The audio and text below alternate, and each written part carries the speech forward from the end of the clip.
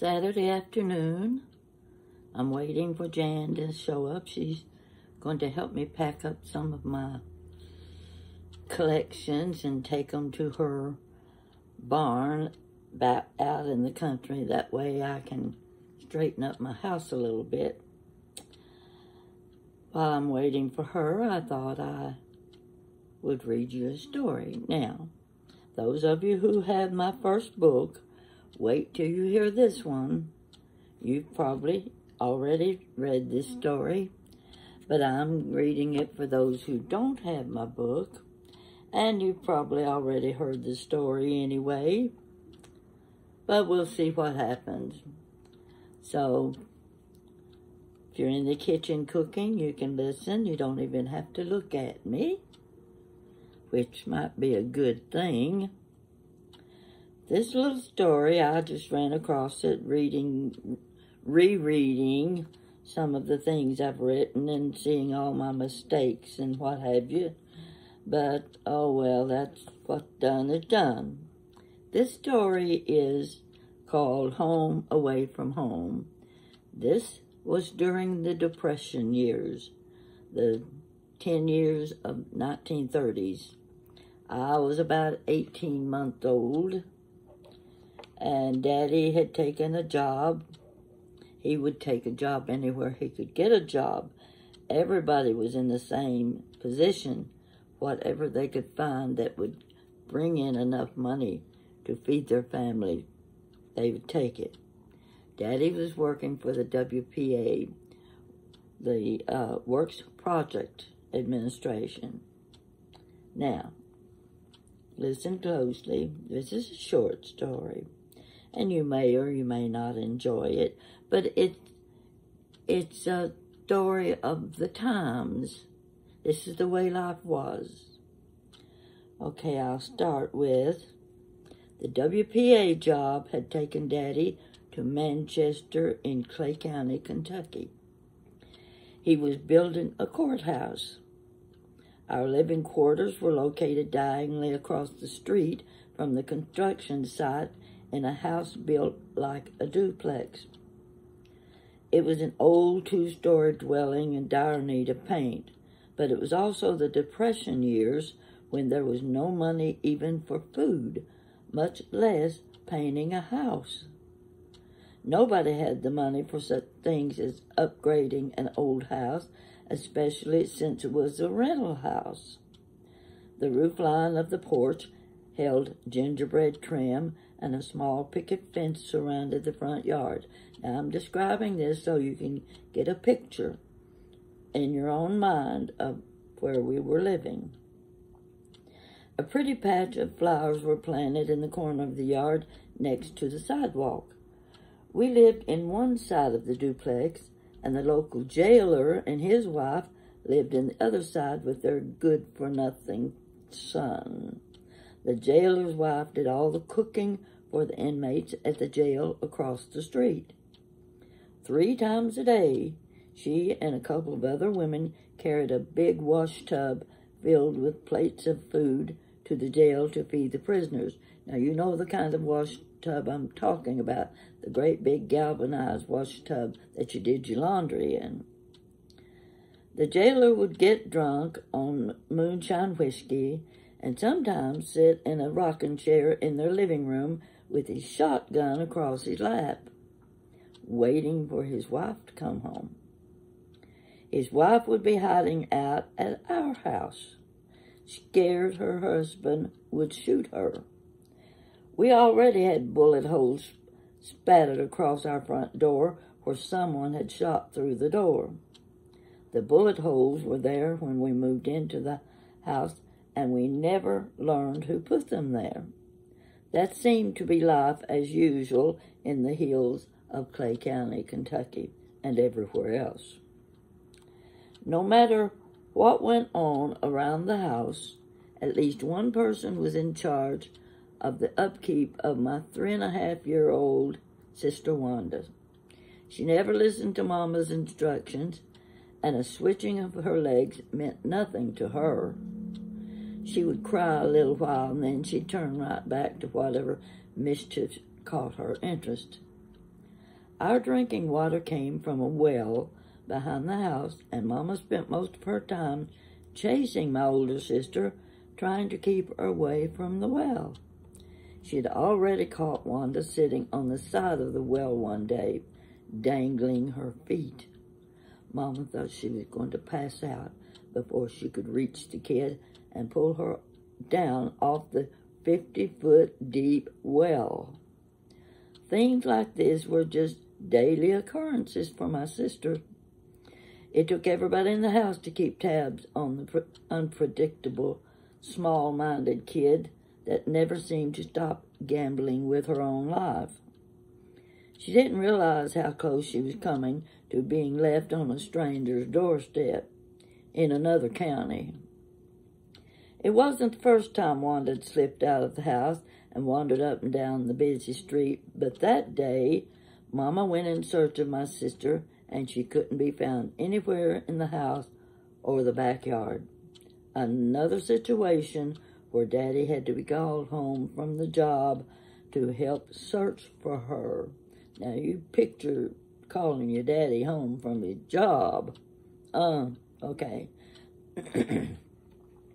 There was always the danger of big trucks hauling coal and barreling down the hill. After all, it was coal country, and the mines were still in operation, even if we were in the middle of a depression. My sisters, Jeanette and Benna Mae, aged 8 and 10, headed one direction. Mama, with me on her hip, started up the hill, and along came Daddy, looking quite frustrated because he had been called off the job to hunt a little 3-year-old who had wandered away from the house. Even the neighbors were alerted to the disappearance of my sister, and they were out looking as well. Finally, the call went out that Wanda had been found, dilly-dallying along the sidewalk without a care in the world, picking the neighbors' flowers. Daddy took her by the hand and led her back to the house. She knew she was in trouble. She didn't need to be told. She could tell by the expression on Daddy's face as she skipped down the sidewalk. Just as they reached the gate to the picket fence, Wanda broke loose from Daddy's hand and made a mad dash into the house. There was only one place she could go to hide, and that was under the old iron bed with open springs. She crawled up under the middle of the bed and lay quiet as a church mouse, hoping she wouldn't be found and everybody would forget about her running off from home. Daddy followed her straight to the bedroom, bent down on his knees, and sliding the switch back and forth on the floor, said, "Come out from under there, little girl." When he reached under the side of the bed for her, she scooted to the back of the bed where Daddy couldn't get to her. He wasn't going to be outdone by that 3-year-old, so he pulled the bed out and got down on his knees again and reached for her from the backside. That didn't work either. Wanda scooted to the front side of the bed again. Daddy's size prevented him from being able to crawl under the bed, so he went to the foot of the bed and said, "I'll get you this time," and lifted the bed off the floor. He looked up under the bed and didn't see her on the floor. As gruff as my daddy could be at times, when he saw Wanda had attached her small hands and feet to the open springs and was moving with the bed, he got so tickled he lowered the bed and said, "I'll get you when you come out from under there, young lady. You can't stay there forever." He didn't have time to play games. He had to get back to his construction job across the street. Wanda stayed on the cool floor under the bed until she thought Daddy was gone and it was safe to come out. It was another day when things were a little too quiet. Wanda had managed to slip out of the house again. Everybody was rounded up for the search. Again, Daddy was called home from his job to join Mama and my sisters as they went in pursuit of Wanda. Where could she be this time? About 30 minutes later, she was spotted walking on a sidewalk. Someone had heard a clickety-clack noise and followed the sound. My sister had a long stick and was sliding it along a picket fence. Clickety-clack, clickety-clack. She saw Daddy coming and immediately ran across the road just as a coal truck came rumbling down the hill. The truck couldn't stop and came within a matter of inches of hitting my sister Wanda. Daddy didn't threaten her with a switch that time because of the dreadful fright of almost seeing his child run down by the coal truck. They walked hand in hand quietly back to the street. As soon as they reached the gate, Wanda again pulled away and ran lickety-split through the house and back under the old iron bed. Daddy followed her into the bedroom and bent down and said, "Come on out, young lady." She said, "I will, if you'll give me a nickel." That was just one little story from my book. There was always something like that going on day by day. And it always involved my sister Wanda. I was the sweet little kid that sat on the front porch in my diaper. Mama would give me those old clothespins, you know, the kind they weren't the kind that pinch. They push down on the clothesline to hold your clothes in place. She'd give me those clothespins and take them and, let's see if I don't have anything here I can use. But anyway, it was like making your own little airplane. They would hook together. And I would sit on my little bucket till I had rings around the bottom of my legs where I'd sat so long. Wanda would have been tied to the banister on the porch. Now, you may think that sounds cruel. Not if you had a child like Wanda. It wasn't cruel. It was a have-to situation. If you didn't want her running off to who knows where, and the whole family and the neighbors out chasing after her, where can she be this time? Mama would take a rope, tie it around her waist, and then tie it to the post on the banister railing. And she'd leave me sitting on my bucket with my two little clothespins making motions with my little airplane. Of course, Mama's reason for tying Wanda to the banister was because she was cooking supper. And she had to go all the way through the house to the back of the house where the kitchen was and check the bread and whatever was cooking on the stove, and then she'd be right back to the front porch. But when she got back to the front porch, Wanda wasn't there. I was still sitting on my little bucket. Yeah, I was well known for sitting on that bucket. They made fun of me. But you can say this, I was a good child. Wanda was gone again. Now this time, we were living in our own house down by the branch. Now what in the world can a 4-year-old do?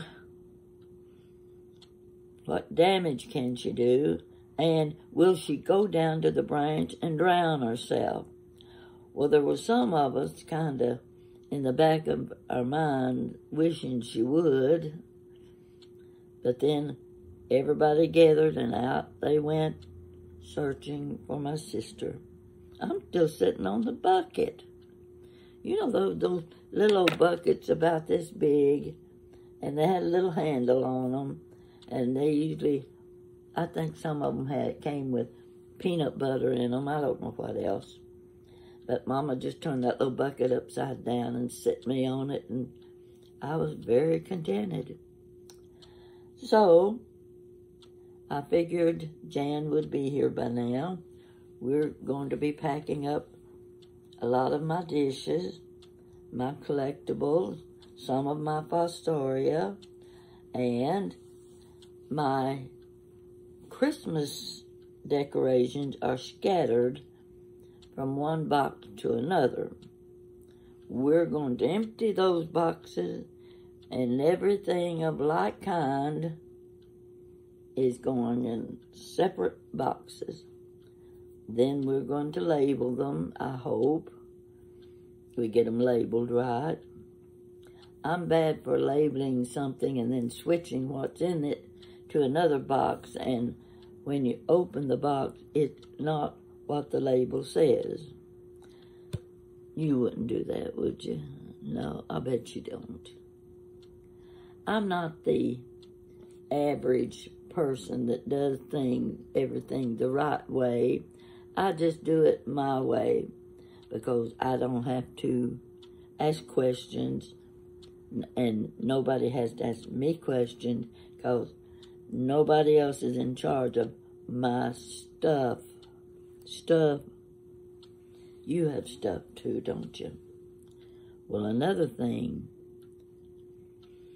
I'm going to empty my clothes closet. It's a big, long closet. It's got a lot of these hanging in it. It's got old coats. I haven't worn those coats in 5 years.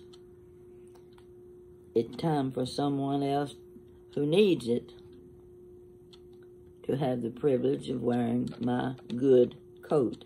I just don't want those things anymore. They've been replaced. So, I can't wait to be able to reach in that closet, and instead of having to do this and push to get to the blouse or the pair of slacks that I want, I can just move those hangers side by side. That will be such a delight to be able to get to my clothes without them being so crowded. And they get wrinkled that way too. So anyway, I'll be biting my tongue a few times because things aren't going the way I think they should. But nobody will have to listen to me. So I hope you've enjoyed this little story. It's just something to take up a few minutes of your time when you get bored or the movie on TV isn't exactly what you expected it to be. Haven't watched a movie on TV in several weeks now. I've still got television problems, and I'm getting a little bit irritated. And it's time the technician came and fixed it, because I certainly can't do it. Well, I'm going to go get my Dr. Pepper now. I might just read another one of my stories that I haven't read in several months or years. Gee whiz. I'm trying to think when I published this book. I think it was 7 or 8 years ago. Whew. Time flies, doesn't it? I hope you're having a good day. You know, fall's going to be here soon. And I'm not really looking forward to it. I'm cold-natured. And, of course, there's no other season as pretty as fall. And we do have some mountains around. They're not in Lexington, but after you get out of Lexington, you're heading for the mountains on the interstate. And it's really beautiful in the fall with all of the change of colors. Wish I could think of something to talk about. I really need to do a little advertising of my 3 books because I forget about them, and I know over a period of time other people forget about them too. So it's time for me to let you know that you can buy my books on Amazon. May have the one. Wait till you hear this one. That was my first book. And the second one was, what in the world are we going to call the second book? Just a continuation of the first book. And I'm saying, I'm 88 years old now. And I'm looking up and I'm saying, Lord, hold it, Lord, hold it. I'm not finished yet. So I wrote a few more stories.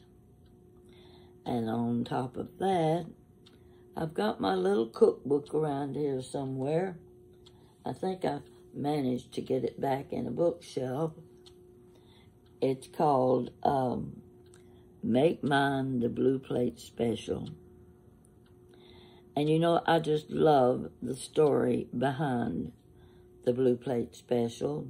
I was just a little girl then when my mother and daddy would take us into a small cafe.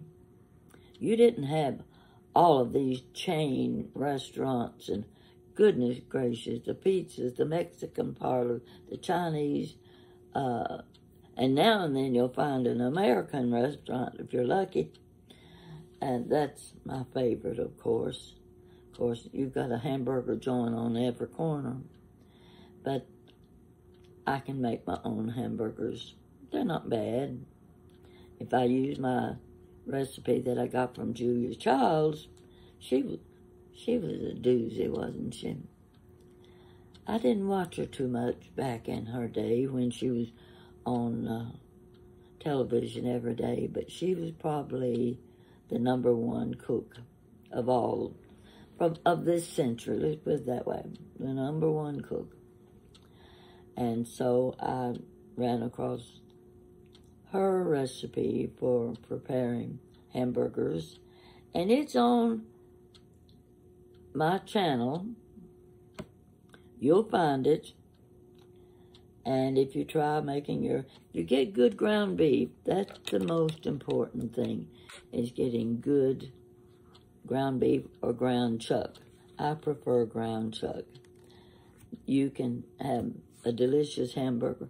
Who needs to go out and eat when you can prepare your own? So I'm going to let you go, and we'll see what comes up next. And Jan's going to look around and say, oh my gosh, she won't realize that most of these boxes she's looking at are empty, and we're going to fill them up. So she's good at this sort of thing, and she can do a lot of things that she just becomes an expert at whatever she's working with. And she's got a knack for picking out her antiques that she sells, and this keeps her busy. She's working for herself. She's doing it her way, and that's a good way. Yeah, she's an okay girl. So, I've already had my lunch, Waldorf salad and some crackers. That's good enough for lunch. Now I can worry about what I'm going to eat for supper. Probably more Waldorf salad and crackers. I don't mind eating them 2 or 3 times. Okay, I'm waiting for the doorbell to ring. So, I think I'll go polish my fingernails. They need polishing. Look, do you ever see such a mess?